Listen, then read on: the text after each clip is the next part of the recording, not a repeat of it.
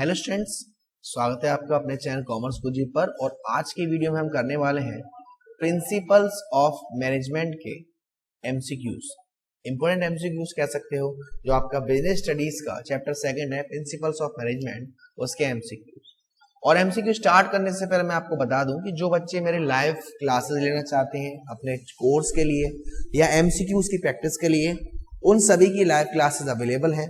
अगर आपको उसमें एनरोल करना हो तो ये मेरा व्हाट्सएप नंबर है 9690105047। आप इस पर मैसेज करके पूरी डिटेल ले सकते हैं कि सर हम ज्वाइन करना चाहते हैं। जैसे भी चलिए स्टार्ट करते हैं। सबसे पहला क्वेश्चन है आपसे, which of the following statement is true with reference to principles of management. इनमें से कौन सा स्टेटमेंट सही है प्रिंसिपल ऑफ मैनेजमेंट के रेफरेंस के लिए। Principles of management have evolve, नहीं। Principle of management are yet to evolve, ये भी नहीं। Principle of management are in the continuous process of evolution, यानी कि इसका आंसर होगा सी। नेक्स्ट पूछा है कि प्रोफेशन से जो हमारे एफडब्ल्यू टेलर थे जिन्होंने साइंटिफिक प्रिंसिपल्स दिए थे, वो कौन थे। वो प्रोफेशन से एक मैकेनिकल इंजीनियर थे।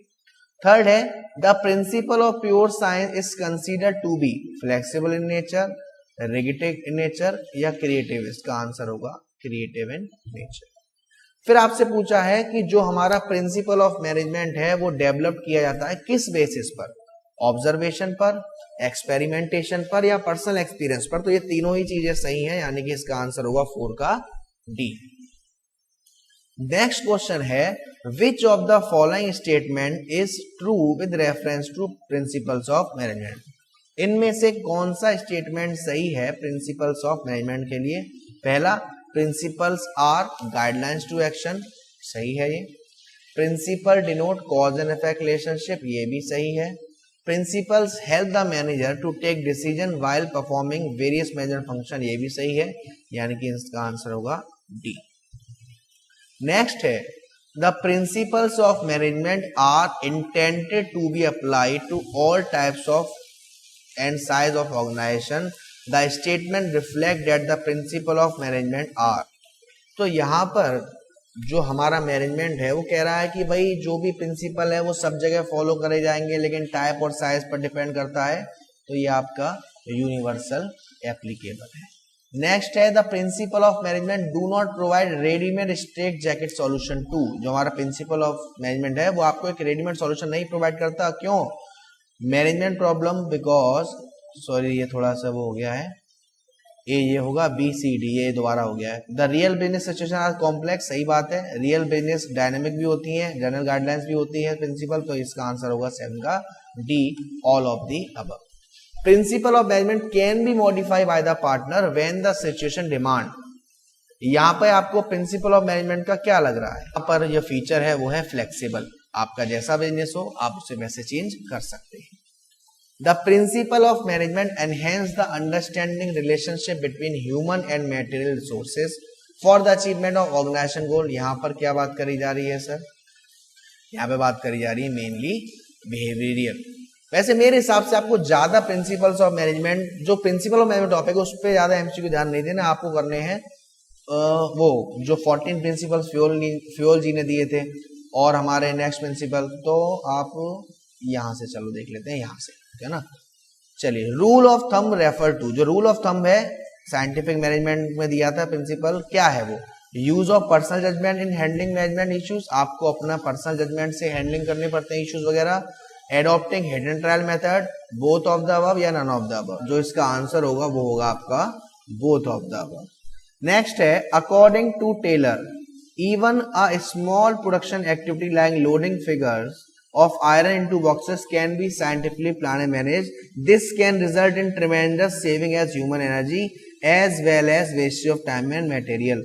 Identify, यहाँ पर किसकी बात हो रही है, एकता की बात तो हो नहीं रही, डेवलपमेंट की बात नहीं हो रही, यहाँ बात हो रही है आपकी science not rule of thumb, यानी कि 14th का होगा आपका B.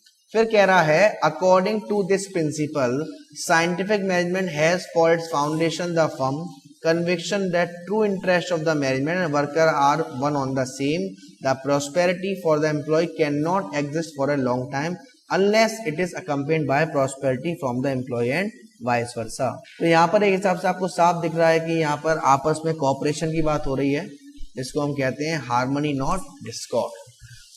According to this principle of scientific management, employees should be rewarded for their suggestion which result in substantial reduction in the cost। जो भी आपके एम्प्लॉय ने अपना कोई आइडिया दिया है जिसकी वजह से आपका सही काम हुआ है, तो यहाँ पर किस प्रिंसिपल की बात हो रही है, यहाँ पे हो रही है कॉपरेशन नॉट इंडिविजुअल, क्योंकि एक के कॉपरेट करने से कुछ नहीं होता, सभी कॉपरेट करना ज्यादा बढ़िया रहता है। इस प्रिंसिपल 17 है, according to Taylor each specialist is to be assigned work according to his और क्वालिटी।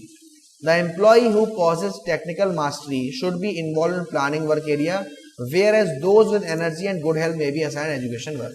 यहाँ पर किस प्रिंसिपल की बात हो रही है, यहाँ पर बात हो रही है आपकी सी की, development of each and every person to his or her greatest efficiency.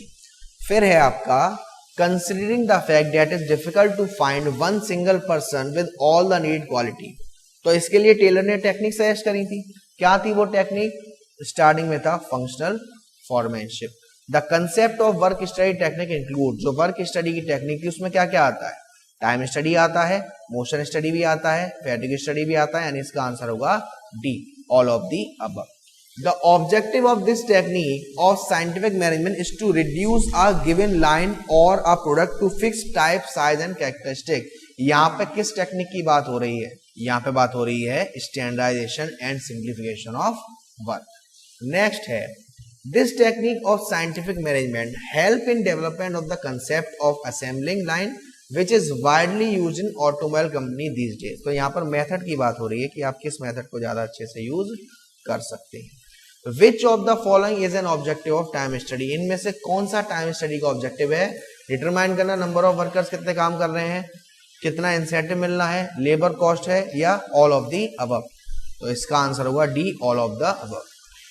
This technique of scientific management aims to determine the amount and frequency rest interval। Rest interval किस मेथड में करी जाती है, फैटिग स्टडी, और आप देख सकते हो वो तीनों में ही नहीं दे रखा, यानी इसका आंसर होगा D, none of the above.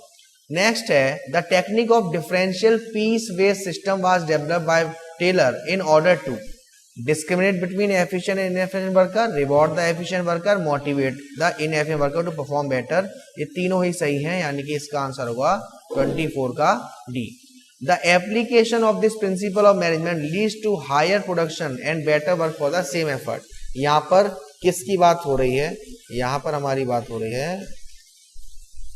यहाँ पर हमारी बात हो रही है डिवीजन ऑफ वर्क। काम जितने लोगों में ज्यादा बटेगा उतना अच्छे से काम होगा और सबकी एफिशिएंसी इंक्रीज होगी। According to this principle of general management, an organization should safeguard against abuse of managerial power, but at the same time, a manager should have the necessary authority to carry out his responsibility। यहाँ पर किस principle of management की बात हो रही है, यहाँ पे हमारी बात हो रही है authority and responsibility। Name the principle of management suggested by Henry Fayol, which advocate that there should be good superior at all levels, clear and fair agreement and judicious. तो यहाँ पर डिसिप्लिन की बात हो रही है जो कि आपको नहीं दे रखा, तो इसका आंसर होगा डी, ठीक है ना।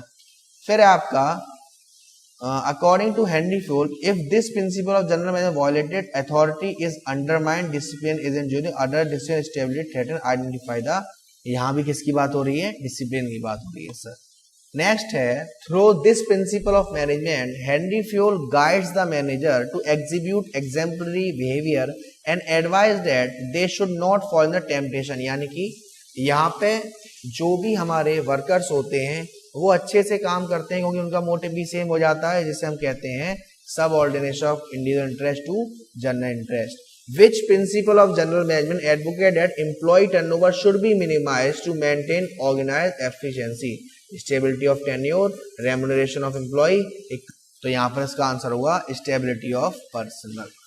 तो यहाँ पर ये मेरे हिसाब से कुछ MCQs थे जो मैंने आपकी प्रैक्टिस करवाई। वीडियो पसंद आई हो, अच्छी लगी हो, वीडियो को लाइक जरूर कर देना, शेयर जरूर कर देना बेटा, और चैनल को अब तक सब्सक्राइब नहीं किया है तो प्लीज सब्सक्राइब कर लीजिएगा। Thank you so much, love you all.